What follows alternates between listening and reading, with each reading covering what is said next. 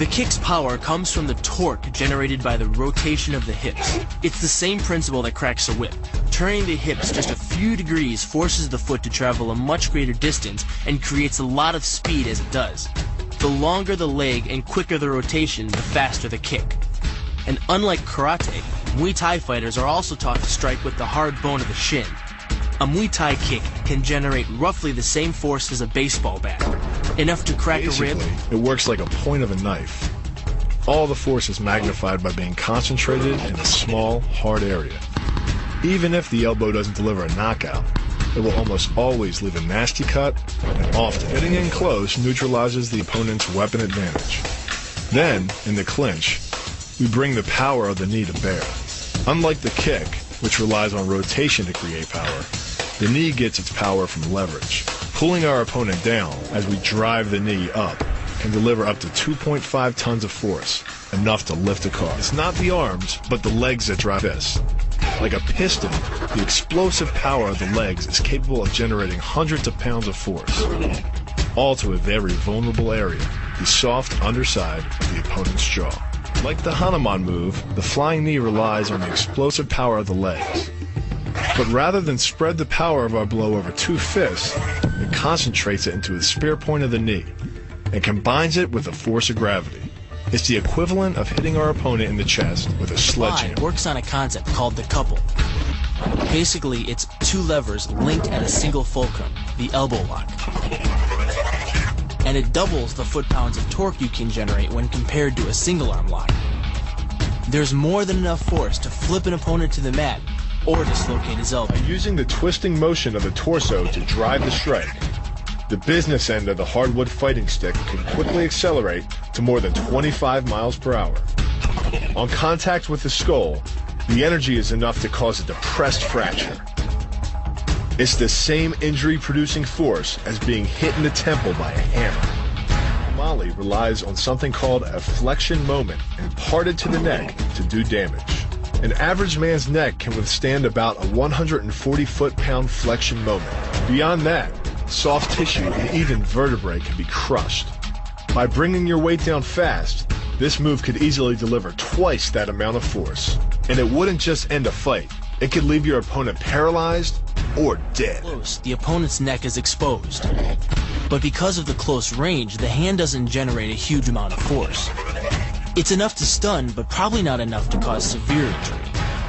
But replace the hand with a weapon, a stick or a knife, as you would in combat, and this could become a kill shot. The kick's power comes from the snap of the knee. The snap is created when the quadricep, the largest muscle in the body, contracts and pulls the tendon connecting to the foot over the knee. Using the knee as a pulley, the strength of the quad is enough to accelerate your foot to speeds close to 30 miles per hour. Because the area of impact is focused on a small part of the foot, it magnifies the force of the blow, making it capable of dropping 1,000 pounds of force on your head. It's like getting whacked in the head with a Louisville slugger. It works by taking the opponent's blow at an angle, which deflects the energy of the blow away from the vulnerable torso. The harder you block, the further his blow will be deflected, and the more open he'll be to a counter-strike. Rotating your fist 180 degrees right before it strikes the intended target. The twisting snap of the arm maximizes the speed of the punch and magnifies the force of the blow by concentrating the impact on the first two knuckles of your hand. Done correctly, it can deliver as much energy as a bowling ball dropped from the top of a house, more than enough to cause soft tissue damage or break a rib. Because it swings through such a wide arc, the wrist is moving at speeds of up to 43 miles per hour. And since the radius doesn't deflect or compress nearly as much as a fist, it can deliver a staggering blow, like being hit with an axe handle. This roundhouse kick is designed for maximum impact. With the powerful muscles of the thigh yanking the tendon over the knee, the foot accelerates from 0 to 21 miles per hour in just 1/3 of a second. Combine that with the reinforced shoe, and this kick can drive the nose bone back up into the brain. It's aimed at the largest gland in the human body, the liver. A direct hit won't just bring an opponent down. It can rupture the gland, causing severe internal bleeding.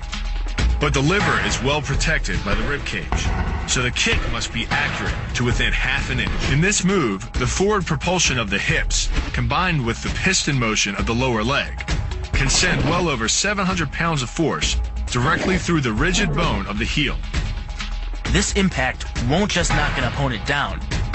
The force is enough to permanently damage his kneecap, leading with the near arm. The first jab travels the shortest distance to the opponent, so what it lacks in force, it makes up for in speed. The second punch, utilizing both the twist of the shoulders and the forward momentum of the kick, can carry over 4 times as much impact. And just a few hundred pounds of force to the temple is enough to cause a knockout. This move uses the same principle as a throw in judo, off-balancing your opponent and then using his momentum to send him down. But it's much more aggressive. The sweep here is actually a strike to one of the most sensitive areas of the body, the Achilles tendon.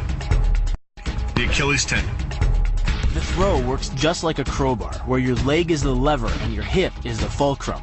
The trick is positioning your body in just the right place. If you're just an inch off the placement of your thigh and hip, the amount of energy needed to throw an opponent can more than double. But performed correctly, Uchimata requires almost no energy, yet it can deliver up to 5,000 pounds of force. If it weren't for the mat, a throw like Uchimata would be enough to cause serious injury, or even paralysis. You use the strength of your legs to maintain your dominant position while you secure the choke. Just a few pounds of pressure on the collar of his gi is enough to reduce the blood flow to the brain to a trickle and end the match. Hold this move for 10 seconds and the fighter will black out. Hold it just a bit longer and he's dead. By bending the elbow across the fulcrum of your hips, you're subjecting the weak joint to the leverage of 2 strong forces. The pull of your thighs on his shoulder and your hands on his wrists.